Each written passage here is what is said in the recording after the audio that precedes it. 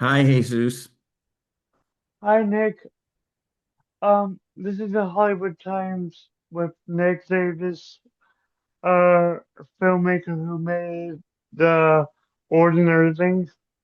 And I just have a few questions for you, Mr. Nick Davis. Lay 'em on me, Jesus. Okay, I love the score. Can we talk a little bit about that? And I'd love to. Yeah, the score was wonderful. It's by the composer Adam Gettle, who is tremendously talented, Tony Award-winning composer and a dear longtime friend of mine. And I think he did a wonderful job here. Yep. I love the whole narration aspect of it. Were these actors or were they actual people in the Well, these were actors reading the words of real people. These interviews had been conducted in the 1980s, and we found these transcripts and the interviews in some cases, and we had to transcribe them, and then gave these to actors, some of the world's greatest actors, Helen Mirren and Jeremy Irons and Stephen Fry and Carrie Coon and Bill Irwin and Bill Camp, like a crazy cast of just wonderfully gifted actors talented? to read these stories. And getting back to the score, what was interesting was, you would give a little section of the film to Adam and just let him respond to what we had there. So he was sort of he was sort of collaborating with these wonderful actors and with these incredible stories. In some cases, sort of accenting what was happening, and then in some cases, sort of, giving a very different kind of counterpoint to what was happening. But the effect was a sort of single feeling throughout the film of like these people are incredible and what they're doing is amazing.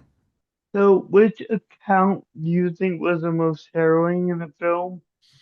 Can you give us? Well, yeah, I suppose there's one just truly harrowing account. A woman named Irene Gut Updike, who was Polish and was harboring 13 Jews, and sort of she was working as a maid in a German major's house and shuttling them back and forth from the basement to the attic, depending on in a villa, depending on where the major was. And one day he came home unexpectedly, and she'd accidentally left the key in the door, and he discovered her secret and discovered these people, and said to her, "Okay, I will keep your secret, but you have to be mine and willingly."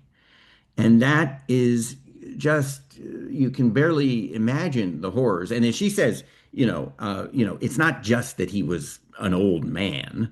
But even just that, like you just feel like, oh my gosh, I cannot believe someone did this. She said, but I had 13 lives depending on me.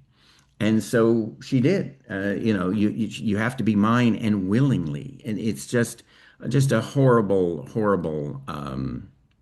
Yeah. I mean, there's so many of them. But like what I have come to think of it as like there's this massive sea of evil, and then there are these little pockets of goodness, like in this sea of evil, like rising up, and those are the stories that we're telling. So, is the overall thesis never again? What a good question. I don't know if that's the overall thesis or the overall thesis is, the line from the Talmud that we sort of use in the film, like, he who saves one life saves the entire world. I mean, these people, some of them, had 37 people in the attic, as one of them says, but, a lot of them, just saved one life. And once one of them was being honored, there's this Avenue of the Righteous at Yad Vashem in Jerusalem, and he said to the director of Yad Vashem, I didn't really do anything. I saved one person. I don't know that I deserve to be honored. And the head of Yad Vashem said, yeah, but all of you say the same thing. And if that's true, why didn't everybody do this ordinary thing? And so I feel like the thesis is recognize that, we're all the same. And as somebody else in the film says, it didn't matter if if he was Jew or Catholic or Eskimo. They were persecuted people and you had to help them. Yeah, the people help people. All right, okay. Where can we see this film? This film dropped April 12th on iTunes, Amazon Prime, Google Play, Fandango, all of the places where people get their video on demand. And I hope that they watch it and share it with their friends and tell people about it. And it does seem like at a time when all these forces, political and not just political, but corporations and algorithms and social media and everything is trying to divide us. Yeah, Hear stories of people who acted on the knowledge of the essential sameness of human beings, our shared humanity. So it feels, relevant to tell these stories today. the most human thing that you can do is help people. That is true, Jesus. And you've done a really good job with this film. This was a great interview, Mr. Nick Davis.